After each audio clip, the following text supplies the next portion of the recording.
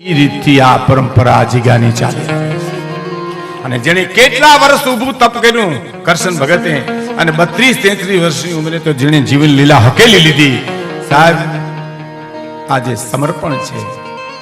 આજે હું કહું, જાહેરમાં કહું, તમે આહિર સમાજ સુરતમાં હો, અમદાવાદમાં હો, જામનગર હો, રાજકોટ હો, કેશોદ હો, ગમે ત્યાં હો, અને અભરે ભર્યું છે.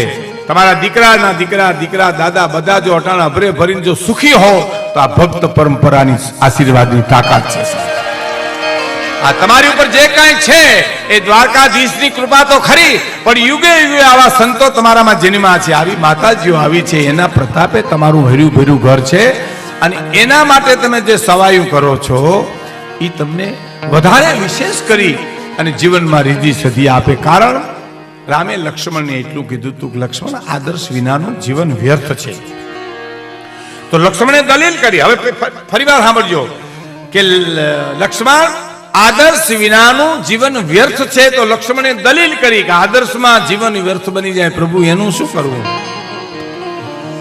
તો શું કીધું રામે કે આદર્શમાં વ્યર્થ બનેલું જીવન બીજાને માટે આદર્શ બની જાય. હવે તમે જો જીવન જીવવા માટે તો હરિચંદ્ર તારામતીના દાખલા દેવા પડે, ત્યાં ટાટાના બિરલા ન હાલે કાંઈ. પણ ખરીદો ભાઈ, દુનિયાના લોકો અમારે અમારું જીવન વેચવું છે. જેને સહન કર્યું છે, જેને બહુ તપ કર્યું છે, જેને સમર્પણ કર્યું છે, એનું ફળ આપ જ્ઞાતિને મળે છે. અને એ ફળમાં તમે તમારી પુરુષાર્થની કમાણી ભેળવીને હવાયું કરીને આપો છો, એટલે તમારા ઘરમાં રીધી અને સીધી બધું મળે છે. પણ સામાન્ય રીતે તમે જુઓ તો દેવું બહુ દોયલું છે, વાતું કરવી તો બહુ હેલી છે. કહેણી મિશ્રી ખાંડ હે. વાતું કરી અહીં અમે બેઠે બેઠે તો મુક્તિ સુધીની વાતો કરી શકીએ, પણ જીવન જીવવું બહુ અઘરું છે. કહેણી મિશ્રી ખાંડ હે, બોલવું ખાંડ જેવું ગલું છે. રહેણી તાતા લો, જીવવું તરવાની ધાર ઉપર બરોબર છે. વાતું થાય તમારા સુતારિયામાં, ફોટમાં, ગમે ગામમાં તમે જુઓ ને તો રાતે વ્યારું કરીને ડાયરો ચોકમાં આવતો આવે, આદિકાળથી આવે. અમારા ગામમાં આવતો, ગામના પાદરમાં આદિકાળથી એક ડાયરો બેઠો જોઈ લ્યો. તમે જોજો, આ કોની મોટર નીકળી, કેટલી વાર નીકળી, ક્યાં ગઈ, બધી નોંધ એની પાસે હોય. આરટીઓ પાસે ન હોય એટલી એની પાસે હોય. એ આદિકાળથી આવેલું આવે છે, આજકાલનું નથી. એમ ગામના પાદરમાં અથવા તો ચોકમાં રાતે વ્યારું કરીને ઘણા આવીને શું વાતું કરે જોજો. નાનું તો આજ છે, કાલ નથી, વાપરો, મહોત્સવ કરો, રાવણ ક્યાં લઈ ગયો, કરણ ક્યાં ખોઈ ગયો, નાનું તો હાથનો મેલ છે, લાવો એક બીડી. એમ હાથનો મેલ છે તે ઉખેડીને જુડી લઈ આવી જાને, એટલો બધો દાતાનો દીકરો થઈ ગયો સીધું. વાતું થાય બાપ, વાતું કરવી તો બહુ સહેલી છે, પણ જીવન જીવવું એ તો બહુ અઘરું છે. કાઠિયાવાડમાં કોક દી ભૂલો પડી, ભગવાન થાને મારો મહેમાન, તને સ્વર્ગ બોલાવું સાંભળા. કાઠિયાવાડમાં શું કામ ભાઈ? મધ્યપ્રદેશ, બંગાળ, બિહારમાં ભૂલો પડે ખટારાને ધક્કા મારવે છે. એટલા માટે અહીંયા કે મોહન થાશ મહેમાન, તું અમઘર એક જ વાર. તમારે ઇતિહાસ વાંચવાની તમને છૂટ છે. ભગવાન કૃષ્ણ 125 વર્ષની અવસ્થા અહીં ગુજરી ગયા, સોદામ સીધા 100-125 વર્ષની ઉંમર. એમાં બાળ લીલા જ વ્રજ ગોકુલમાં કરી, બાકીના વર્ષો દ્વારકા અને સોમનાથ વચ્ચે જ કૃષ્ણ જીવ્યા છો, સૌરાષ્ટ્રમાં જ રહ્યા છે. હા, તમારી આયુષ્યના ગણિત છે, ઇતિહાસ બહાર પડ્યો છે કે એમાં મોટે ભાગે ભગવાન ઉત્તરાર્ધ અવસ્થાએ એને સૌરાષ્ટ્રમાં રહ્યા છે. સૌરાષ્ટ્રની ધરતી જેવી છે સાહેબ. આપણે સૌરાષ્ટ્ર મારીને આપણે વખાણ કરીએ એટલું નથી. નકર એક જણો પોતાનો અંગૂઠો ધોઈને પોતે પીતો હતો ને સરનામત લેતો હતો ને એમાં કોકે કીધું આમ કા કે મારો માયતમ વધારું છું. માયતમ એમ ન વધે, કોક ધોઈને પીએ તો વધે, આપણા અંગૂઠા ધોઈને પીએ. આ તો ઇતિહાસ એમ કે છે કે સૌરાષ્ટ્રની ધરતી એવી છે કે મોહન થાય મહેમાન, અમઘર એક જ વાર, તો જવને રાતી જુવાર, તને સ્નેહે જમાડું સામ.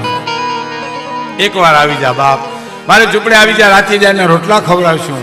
અને રાતી જાયના રોટલા તેથી અમારા ઘરમાં નહીં હોય, તેથી અમે અમારા પેટના દીકરા ખાંડીને ખવડાવશું. પણ એકવાર આવી તો ખરો ભલા માણસ, એકવાર ભૂલો તો પડી જા.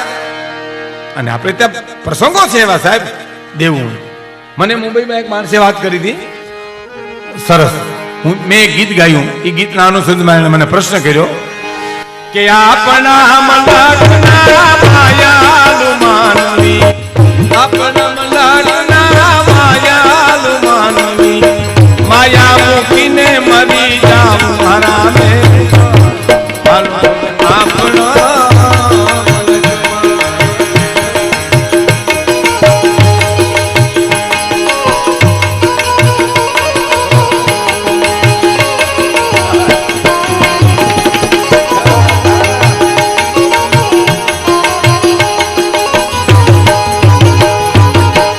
આપણા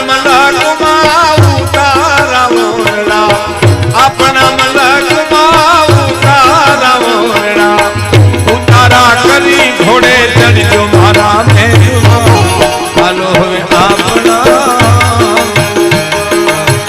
ઉતારા કરી ઘોડે ચડજો મારા મેલમાં આપણા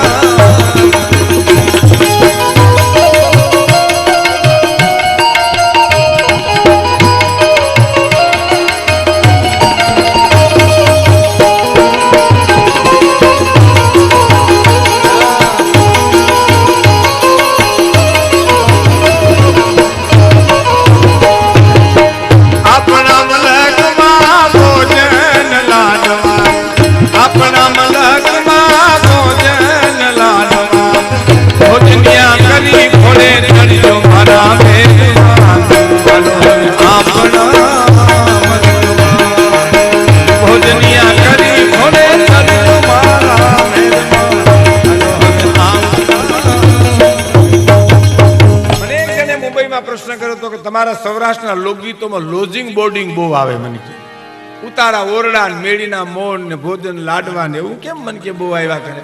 ઘણા પ્રશ્નો અમને બહુ કરો. મને એક જણે સરસ પ્રશ્ન કર્યો હતો મુંબઈમાં, મને કે તમારા સૌરાષ્ટ્રમાં જગ્યાઓ બહુ છે. આ જગ્યાઓ એટલે શું? વીરપુરની જગ્યા એટલે શું? સતાધારની જગ્યા એટલે શું? સુતારિયાની જગ્યા એટલે શું? ચલાળાની જગ્યા એટલે શું? પરબની જગ્યા એટલે શું? જગ્યા એટલે શું? મેં કીધું મને બહુ જાજી ખબર નથી, પણ કોઈને ક્યાંય જગ્યા ન મળે એને જગ્યા મળે એ જગ્યાઓ છે અમારી. કોઈને ક્યાંય જગ્યા મળે, માવતર પોતાના વ્યાને મૂકી આવે એને અમારા સંતો જોડીએ નાખી એને જગ્યા મળી આવે. આ સાધુઓનો દેશ છે, લખવું ત્યાં લખી લેજો મિત્રો. આ ભક્તોનો દેશ છે. આ દેશ ભૌતિક સુખને પૂજનારો દેશ નથી. આ દેશ રાજા રજવાડાને પૂજનારો આ દેશ નથી. આ દેશ તો રાજા રજવાડાને ઠોકર મારી નીકળી જાય એવી ગોપીચંદ ભરતરી અને બુદ્ધને પૂજનારો દેશ છે. દેશ સંપત્તિવાનને પૂજનારો દેશ નથી. આ રૂપિયા છે ને, ડોંગરેજ મહારાજ એમ કહેતા સગવડતા આપે, શાંતિ નો આપે. શાંતિ કઈ આપ્યા? એને તમે હારે રસ્તે વપરાવ તો શાંતિ આપેલી. આ માયાને તમે કોકના આહુડા લઈ નાખો, આ પૈસાથી કોઈનું કન્યાદાન દઈ દો, આ પૈસાથી તમે કોઈની ફી ભરી દો, આ પૈસાથી કોઈ ગરીબની દવા કરી દો તો તમને શાંતિ મળે. શું છે ભાઈ? કોઈ આવે? મહેમાનો આવે છે? કાંઈ આવે? બાકી પૈસા શાંતિ ના આપે. આ ડોંગરેજ બાપાના શબ્દો, મારા શબ્દો નથી. રૂપિયા તમને સગવડતા આપે, શાંતિ ના આપી શકે. હું તમને દાખલો આપું. રૂપિયાથી તમે એર કન્ડિશન રૂમ કરી શકો, પણ નીંદર ક્યાં લેવા જાવી કેવો મને તમે? આવે રૂપિયાથી આવે. જામ ખંભાળિયા કહેવાય કે આલ્યો આ 5,000 ને 3 મણ નીંદર દિયો અને બીજી 2 મણ મારા બાપુજી નોખી દેજો. હાવ કે અમે આવ્યા પછી એને મૂળ આવતી જ નથી. ના ના, રૂપિયાથી નીંદર ન મળે, રૂપિયાથી સંસ્કાર ન મળે, રૂપિયાથી બુદ્ધિ પણ ન મળે સાહેબ. આ રૂપિયાથી જો બુદ્ધિ ખરીદાતી હોય તો આ કરોડપતિના જે ઊભા વાહડા રખડે હાવ નરાતા રખે એમને. ના ના ના સાહેબ, આ સગવડતા આપે પણ એને સદરસ્તે જો વાપરો તો તમને શાંતિ આપે સાહેબ.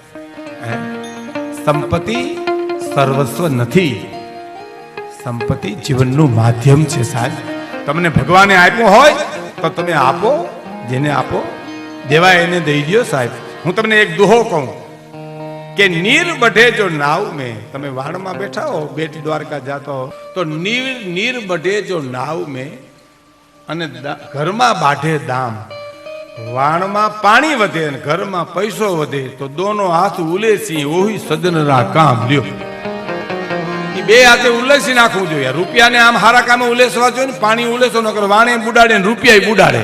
હા, એ કાંઈ તારે નહીં, એ તો તમે ઉલેસો ને કોકના આહુડા લોહી નાખો તો એ બહુ મોટી વાત. મારો કહેવાનો અર્થ, મને એ માણસે પ્રશ્ન પૂછ્યો કે તમારે, એટલે મેં કીધું ભાઈ લોજિંગ બોર્ડિંગ અમારે એટલા માટે આવે કે અમારે ખવડાવવાની વાતો બહુ આવે. આવી આપણે એને ખવડાવવાની વાતો હરી ટુકડો ની હરી ટુકડો. હવે આપણે શું છે, મને કે હું ઉત્સવો કરું છું ને ભીખુદાનભાઈ, એની પાછળ એક જ હેતુ છે. મારે કોઈ મારી વાહ કરાવવી નથી, મારે કોઈ એવી નામના મેળવવી નથી, પણ હું ઉત્સવ કરું તો માણસો આવે, માણસો આવે તો હું ટુકડો ખવડાવી શકું. ન કરી એમને થોડા કોઈ ખાવા આવે છે. માણસો હરિયાળ કરવા આવે એટલા ખાતર તો હું, અને આપણા ઉત્સવની પરંપરા જ એ છે કે જેમ તમે ઉત્સવો કરો એટલે માણસો આવે ને માણસો આવે ને તમે હરિહર કરાવો. કારણ કે ત્યાં એક જ સંતોષ છે, હરિહરમાં સંતોષ છે. બાકી આમાં ક્યાં સંતોષ છે? તમે ગમે એટલા હોય તો શું ફેર પડે છે? હા હા, 10,000 આઈ મૂકી ઈ ફિક્સમાં પાકી જાય, 20,000 આઈ મૂકી ઈ ફિક્સમાં પાકી જાય, 10,000 આઈ મૂકી ઈ ફિક્સમાં પાકી જાય, બધું પાકી જાય, પોતે પાકી ગયો હોય. હા, પછી કપ કાઢવામાં કાવડિયા આવે. હે નહીં બાપ, પૈસો એ તમને શાંતિ નો આપે. કારણ કે 5 યા 25 આવે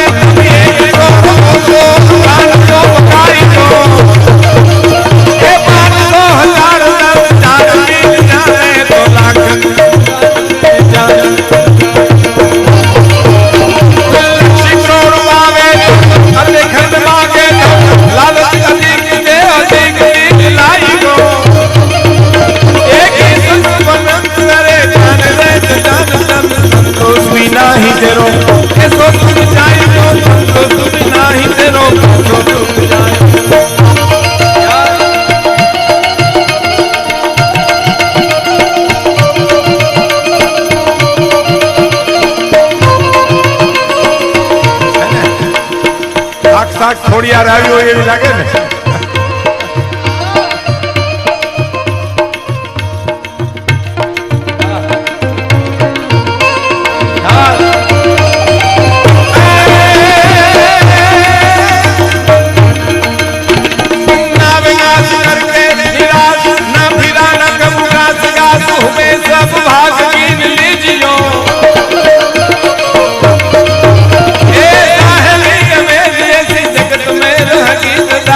अभिमान प्रभु मन में न लीजियो, बंधुए बात नाम नाम रखो याद सदगुरु से लीजियो. ए पिंगल करे जान ले जान जन संतोष बिना ही करो के सो सुख जाए, संतोष बिना ही करो के सो सुख जाए.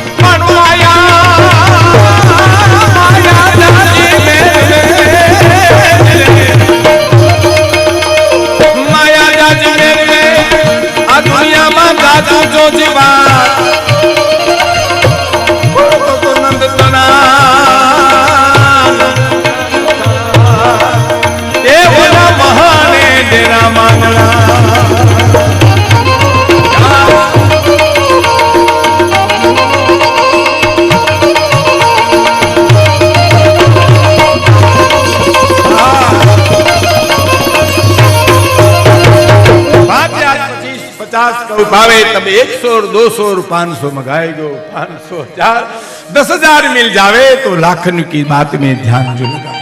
क्या बात.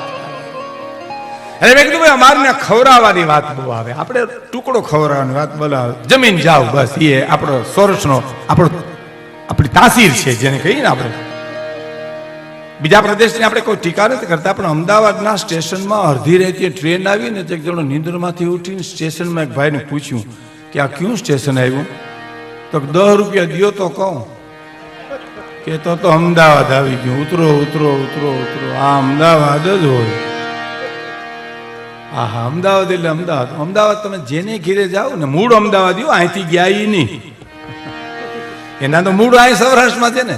હવે લંડનમાં રહેતા હોય પણ એના મૂળ તો કાઠિયાવાડમાં હોય, એટલે દાતારી તો વર્ષો સુધી રહે ને સાહેબ. એમ અમદાવાદમાં ગયા, મૂળ અમદાવાદી હોય એની અંદર તમે જાઓ ને, પછી આપણે ઘણા અમદાવાદી થઈ ગયા છે ત્યાં ગયા પછી. પણ એને ઘીરે તમે જાઓ ને એટલે હું કે ખબર, સાંભળજો હું કે, આ વખતે આવો ને તાર ચોક્કસ ને ચોક્કસ અમારે ઘીરે આવજો. એટલે બોલો અટાણે આવ્યા એનું શું હવે? હવે અટાણે ક્યાં જાવું એ કહો તમે એમને. એક મહેમાનને 10 જણા રોકાઈ જાવ કરતા કરતા બસ સ્ટેન્ડ મૂકી આવ્યા છે. બોલો બસ સ્ટેન્ડ આવ્યું તો મહેમાને કીધું રોકાઈ જાય. કોને કીધું? તો કે ઈ કો એની ભાષા જેવી હો સાહેબ. લાખાભાઈ, હું દિવાલબેન પ્રાણલાલ વ્યાસ 35-37 વર્ષ પહેલા મહેસાણા પ્રોગ્રામ દેવા ગયા ને સાહેબ, અને પછી એના જે સંચાલકે જે ભાષણ કર્યું અમારા માટે, આહા હા, હજી અમને મુંજ વરે યાદ આવે. તો એ ઉભો થયો, શું બોલ્યો ખબર? લાખાભાઈ ગઢવી અને એની ટોળકી ખૂબ મજા કરાવેલી. બોલો ટોળકી? પ્રાણભાઈ મને કે ટોળકી કોણ? મેં કીધું હું તમે દિવાળી બેન. લાખાભાઈ ગઢવી અને એની ટોળકી ખૂબ મજા કરતા. સુધી તો વાંધો નહોતો, પણ પછી જે બોલ્યો ને, નામચીન કલાકારો છે, નામચીન કલાકારો છે. ત્યાં એમાં એક જણો આવ્યું મને કે કાળજાનો કકડો કરજો, પેલો કકડો. તમે તો કાળજાનો કટકો તો આગળ કર્યો, તો બીજો કોઈ કકડો કરો. હા હા હા, આપણે એમ થાય કે આની પાસે હું લઈ લેવું. હે અંતરના ઊંડાણની ઈ તો કોક વેધું ને કહેવાય. ચોરે નો ચર્ચાય શીતળી વાતું શંકરા સાહેબ. અમારી ભાષા ઉપર તો આખો જીવનનો વ્યવહાર.